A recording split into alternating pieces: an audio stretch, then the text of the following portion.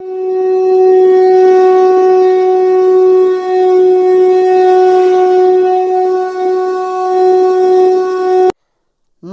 प्रिय मित्रों, मैं ज्योतिषकार कमल आप सबका हार्दिक अभिनंदन करता हूं आपके अपने इस प्यारे यूट्यूब चैनल एस्ट्रो कमल में। दोस्तों, आज हम बुलंदशहर के एक अच्छे साधक हैं, वयोवृद्ध हैं। उन्होंने अपने जीवन में बहुत सारी साधनाएं की है और बहुत सारी साधनाओं का उनको ज्ञान, हम पर अपनी कृपा का बरदहस्त रखते हुए उन्होंने बहुत सारी साधनाएं हमारे चैनल को दी ताकि जन कल्याण हो सके। कोई भी आदमी उन साधनाओं को करके अपना जीवन संवार सकता है। तो उन्हीं साधनाओं के क्रम में आज एक साधना का हम जिक्र करेंगे, चर्चा करेंगे, जो साधना उनको उनके गुरु एक हाफिज है उन्होंने दी थी। ये साधना हमजाद की साधना है और किस तरह से इस साधना को करते हैं, किस तरह से किया था, क्या होता है, पूरा विवरण इस साधना में आपको सुनने को मिलेगा।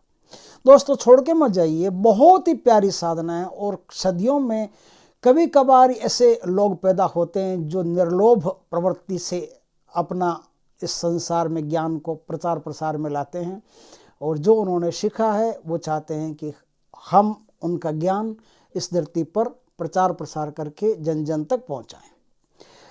ऐसे महानुभाव, ऐसे महापुरुष को कोटि कोटि नमन। उसके बाद में अब हम साधना का जिक्र करते हैं कि ये जो हमजाद की साधना उनको हाफिज जी ने सिखाई थी, ये साधना होती कैसे।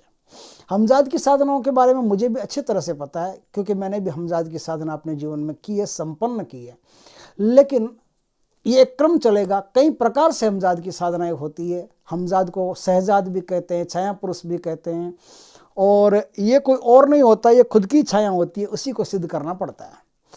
तो वो मंत्रों से भी होती है, यंत्रों से भी होती है। एक हमजाद होता है लोहे हमजाद जो यंत्र से सिद्ध होता है, एक कुछ हमजाद ऐसे होते हैं जो मंत्रों से सिद्ध होते हैं। तो तरीका चाहे कोई भी हो, सिद्ध तो आपकी छाया ही होनी है।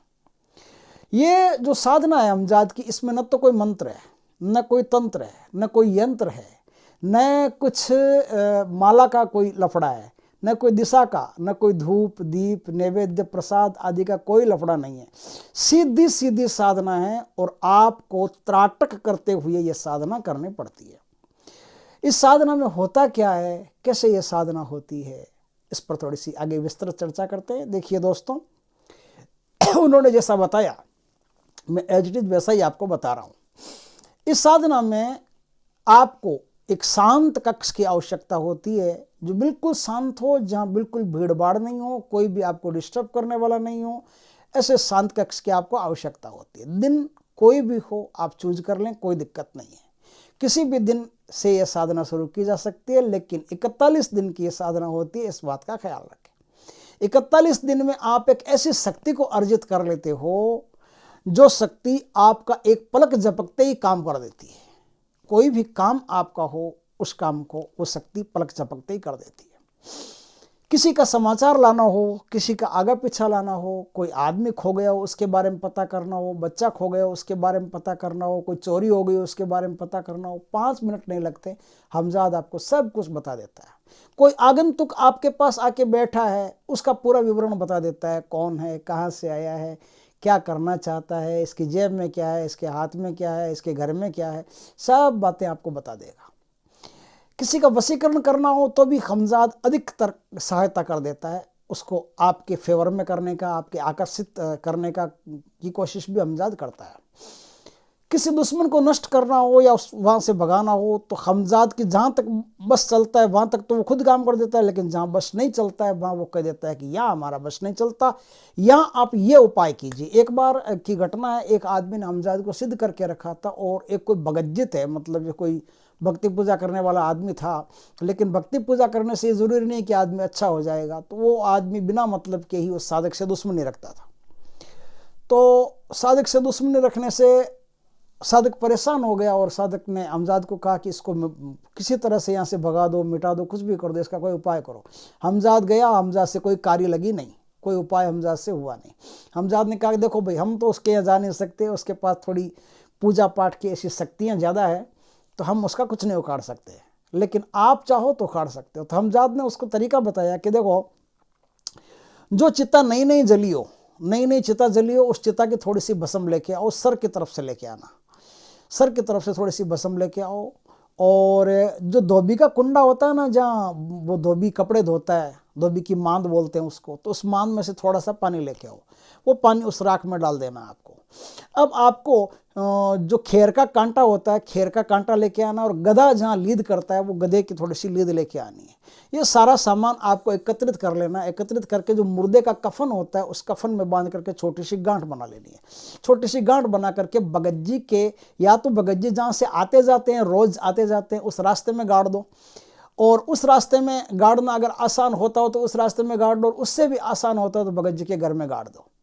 तो उसने घर में तो नहीं गाड़ा, लेकिन भगत के आने जाने का जो प्रमुख रास्ता था कि वो रोज़ वहाँ से निकलेंगे ही निकलेंगे, वहाँ उसने क्या किया, उस पोटली को गाड़ दिया। पोटली को गाड़ देने के बाद में भगत का सारा घर बर्बाद हो गया। घर में कलह आदि बीमारियाँ परेशानियाँ शुरू हो गई। उनकी जो पूजा पाठ की सारी ऊर्जा थी, पूरी ऊर्जा नेगेटिव बन गई, और नेगेटिव ऊर्जा ने उनके घर का सत्यानाश कर दिया। तो इस तरह से हमजाद उपाय बता देता है। अगर आप आर्थिक क्षेत्र में परेशान हो, धन नहीं होता, तो हमजाद आपको धन कमाने के तरीके बता देता है। ला कर के देने का हमजाद में ज़्यादा दम नहीं है। हमजाद ये बता देगा कि कौन सा काम करने से आपको क्या फ़ायदा होगा, कौन सा जुआ, कौन सा सट्टा, कौन सी लॉटरी, कौन सी ज़मीन में धन है, ये सारी बातें हमजाद बता देगा। उससे आप मेहनत करके निकाल सकते हो। सारा काम हमजाद नहीं कर सकता, लेकिन बहुत सारा ऐसा काम है जो आप भी नहीं कर सकते, वो हमजाद करके दे देता है। इस प्रकार से आप एक उत्तम सिद्धि को प्राप्त कर सकते हो, लेकिन उसके लिए आपको एक शांत कक्ष चाहिए। शांत कक्ष चाहिए, उस कक्ष में सफ़ेदी पुती हो, इस बात का खास ख्याल रखें। नहीं पुती हो तो आप पोत लें। उस कक्ष में एक दीवार ऐसी होनी चाहिए, जैसे सिनेमा हॉल में आपने देखा होगा कि सिनेमा हॉल का जो पर्दा होता है ना, एकदम फ्लैट होता है। उस पर न तो कोई आला होता है, न कोई अलमारी होती है, कुछ भी नहीं होता, कोई खुंटी खांटी कहीं कुछ लगी हुई नहीं होती, सीधा एकदम सपाट पर्दा होता है। उसी तरह से सपाट दीवार होनी चाहिए, चिकनी दीवार होनी चाहिए, ऐसी दीवार होनी चाहिए। उस पर सफ़ेद कलर आप करवा लेना, पेंट करवा लेना या कली करवा लेना, कुछ भी करवा लेना, सफ़ेद करवा लेना। उसमें आसमानी वगैरह कलर मत डलवाना। प्योर एक दीवार आपको चाहिए सामने की, उस एक दीवार को एकदम सफ़ेद करवा लेना। और कमरा चाहिए आपको खाली, कमरे में ज़्यादा सामान सुमन नहीं हो, नहीं तो आप क्या है, आपकी छाया वहाँ बनेगी। वो छाया जहाँ आपकी बनेगी ना, तो वहाँ से परेशानी फिर शुरू हो सकती है, क्योंकि सामान सुमन रहेगा तो छाया इधर उधर अड़ती गड़ती रहेगी। इसमें क्या करना पड़ता है कि आपको कोई भी काम इसमें नहीं है कि पाठ का, पूजा का, माला का, तंत्र का, मंत्र का, ऐसा कोई काम है नहीं। आपको दीवार की तरफ अपना मुंह करके बैठना पड़ता है। दीवार से 4-5 फुट थोड़ा सा दूर हो जाए, 3 फुट हो जाए बहुत है, 3 फुट दीवार से दूर होकर के फिर दीवार की तरफ मुंह रख के स्थिर आसन में बैठना पड़ता है। मतलब बैठ गए तो ऐसा लगना चाहिए जैसे कोई मूर्ति बैठी हो। अब आपको क्या करना है, अपनी पीठ के पीछे एक दीपक जलाना है, सरसों के तेल का बड़ा सा दीपक ले लेना। उस बड़ा सा दीपक सरसों के तेल का भर करके, वो सरसों के तेल का दीपक आपको जला लेना है, सरसों के तेल का दीपक जला करके। और अब जो आप वहाँ बैठे हैं, तो आपसे टकरा करके जब दीपक की किरणें जाएगी, तो अंधेरा जो आपका छाया है, वो छाया दीवार पर आपकी बन जाएगी। अब आपकी दीवार पर जो छाया बन जाएगी, आपको क्या करना है, उस छाया की गर्दन पर त्राटक करना है। सिर्फ गर्दन पर त्राटक करना, और कोई मंत्र नहीं, तंत्र नहीं। गर्दन पर त्राटक करते करते करते करते करते करते दिन बीतते जाएंगे। आपको रोज चाहे 5 सेकंड ही बढ़ाओ, अपना अभ्यास को बढ़ाते रहना पड़ेगा। अभ्यास बढ़ाते जाइए, बढ़ाते जाइए, बढ़ाते जाइए। अब आप सोचेंगे कि 5 सेकंड या 10 सेकंड या 1 मिनट हम कैसे बढ़ाएं, तो एक कोई आदमी, आपका कोई हितैषी हो, मित्र हो, दोस्त हो, रिश्तेदार हो, कोई भी हो जो आपके साथ में लंबा रह सके, तो उनको बोल करके आपको रखना है कि भैया इतने बज के इतने मिनट से मेरी साधना शुरू होगी, इतने बज के इतने मिनट पर आपको घड़ी में जब हो जाए तो लकड़ी से 3-4 बार ऐसे बजा देना, टक टक टक टक, और बोल करके आवाज़ मत देना। तो लकड़ी से जैसे वो बजाएगा तो ऐसा हल्की हल्की आवाज़ करेगा, तो आपको पता चल जाएगा कि हाँ समय हो चुका है। तो उससे जैसे आज आपने मान लो जैसे 12 बजे आपने साधना की शुरू, 12 बजे साधना की, अब आपने 12:10 पर इस साधना को ख़त्म कर दिया, तो कल 12:11 पर ख़त्म करना है। तो उसको टाइम फिक्स कर दें कि 12:11 पर आप लकड़ी बजा दें, फिर 12:13 पर, फिर 14 मिनट पर। इस प्रकार से आप 1-1 मिनट का या जो भी समय आगे रोज़ बढ़ाते रहें। इस साधना में एक बात होती है कि रात को 12 बजे का समय बीच में आना ज़रूरी होता है। तो चाहे आप यदि 10 मिनट इस साधना को करते हैं तो 11:55 से शुरू करें, 12:05 तक करें। और आप और ज़्यादा करना चाहते हैं, त्राटक करना चाहते हैं, क्योंकि त्राटक में क्या होता है कि आंखें आपको बंद नहीं करनी पड़ती है, खुली आंखों से एक टकटकी लगा करके एक ही टकटकी से उसको देखना पड़ता है। तो एक टकटकी से देखते देखते अगर ये आप 5 मिनट कर सकते हैं तो 5 मिनट का लीजिए, 10 मिनट कर सकते हो 10 मिनट का लीजिए। पहले प्रैक्टिस कर लेना कि कितने मिनट तक आपकी क्षमता है, तो उस हिसाब से आप क्षमता बढ़ाते रहिएगा। और उस हिसाब से ही 12 बजे का, ठीक 12 बजे का मंच का समय बीच में आना चाहिए, इस बात का खास ख्याल रखें। अब आप इस साधना को कर रहे हैं 40 दिन, 41 दिन की साधना है। पहले तो कुछ खास नहीं होगा, पहले तो मेहनत होगी, लगेगा। हाँ, साधना कर रहे हैं तो कभी कभी थोड़ा रीढ़ की हड्डी में हल्का हल्का दर्द भी होगा, और नए बैठे हो तो होगा, पुराने बैठे हो तो क्या होगा, वो तो मंजे हुए खिलाड़ी होते हैं। साधना में आपको दीवार पर धीरे धीरे करके कोहरा टाइप दिखाई देगा, जैसे कोई कोहरा है, कुछ भी नहीं है, जिससे एकदम कोहरा हो गया दीवार पर, जैसे सर्दी में कोहरा नहीं आता, वैसे कोहरा आपको, फॉग आपको दिखाई देगी दीवार पर। तो धीरे धीरे फॉग छंटना शुरू होगी, और फॉग छंट करके फिर अलग अलग प्रकार की आकृतियां भी आपको दिखाई देगी, कुछ बहुत सारी चीज़ें सुनाई भी देगी, बहुत सारा आपको भटकाने की कोशिश भी किया जाएगा। लेकिन साधक जो है वो दृढ़ चित्त रह करके, हिमालय की तरह स्थिर रह करके अपनी साधना को करे। कुछ भी हो जाए कोई फर्क नहीं पड़ता है, सब माया है, ध्यान रखना है इस बात का। और इस माया से पार होकर के साधक को दत्तचित्त होकर के एक ही टकटकी लगा करके गर्दन पर दृष्टि जमाए रखना है, और गर्दन पर ही पूरा ध्यान केंद्रित रखना है, पूरा त्राटक यही करना है। ऐसे करते गए। इस साधना में एक बात और होती है, वो मैं बता देता हूँ, कि आपके शरीर पर सांप रेंगता हुआ आपको महसूस होगा। तो पहले से दरवाज़ा बंद कर लें, खिड़की दरवाजे अच्छी तरह से बंद रखें, ताकि क्या है कि आपको कम से कम ये तो भीतर श्योर रहो कि सांप आने की तो कोई जगह नहीं है। अब जो सांप है वो नकली सांप है, मतलब वो माया का सांप है। तो इस प्रकार से जो सांप आएगा वो माया का सांप है, तो उससे डरने की तो आपको आवश्यकता है नहीं, और डरने की आवश्यकता नहीं है, तो फिर आप हिम्मत रखिए, आपकी साधना सफल होनी है।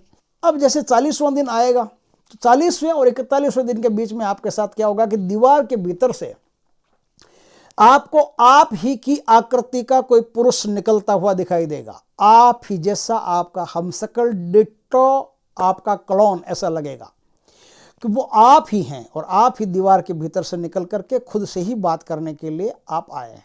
अब वो जो हमजाद निकलेगा, जो शहजाद निकलेगा, वो आपसे पूछेगा कि क्या भाई, क्यों बुलाया? तो आप कहोगे कि हम आपसे ये काम लेना चाहते हैं, हमारे साथ रहिएगा हमेशा। बोले क्यों रहूँगा? तो वो अपनी शर्तें बताएगा कि रह तो लूँगा, काम तो मैं तुम्हारा कर दूंगा, जो तुम बोलोगे वो हाजिर कर दूंगा, जो तुम बोलोगे वो काम भी कर दूंगा, लेकिन मेरी ये शर्तें हैं। उसकी जो शर्तें हैं वो शर्तें आप मान लेते हैं तो हमजाद उस दिन से आपका मित्र बन जाता है, उस दिन से आपके साथ रहना शुरू कर देता है। फिर आप कोई भी काम होता है जो हमजाद के बस का होता है, वो काम आपको कर करके दे देता है कि ये लो भैया, ये काम हमने कर दिया।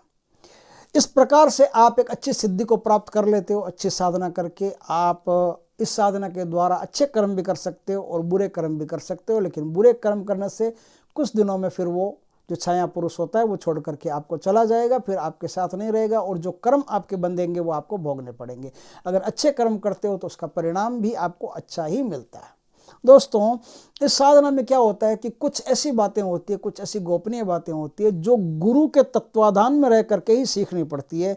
हमजाद साधना बहुत है, पूरा यूट्यूब चैनल भरा पड़ा है, और बहुत सारी किताबों में हमजाद साधना मिल जाएगी आपको। लेकिन ये साधना मिलने के बावजूद भी किताबों से या यूट्यूब से या कहीं से भी उठा करके ये साधना करना हानिकारक हो सकता है, जानलेवा हो सकता है, क्योंकि इस साधना में कुछ चीज़ें ऐसी होती है जो जान लेना परमावश्यक होता है, और वो गुरु से जान करके ही, दीक्षा लेकर के ही फिर इस साधना को आप करेंगे तो आप 100% सफल रहेंगे। दोस्तों, वीडियो अच्छा लगा हो तो लाइक करें, कमेंट करें, शेयर करें। पहली बार हमारे चैनल पर आए हो, चैनल को सब्सक्राइब करें, पास में जो बेल आइकॉन का बटन है वो दबा दें, ताकि हमारे ज्ञानवर्धक जानकारीपूर्ण वीडियो सबसे पहले आपके पास आ सके। जय श्री कृष्ण दोस्तों।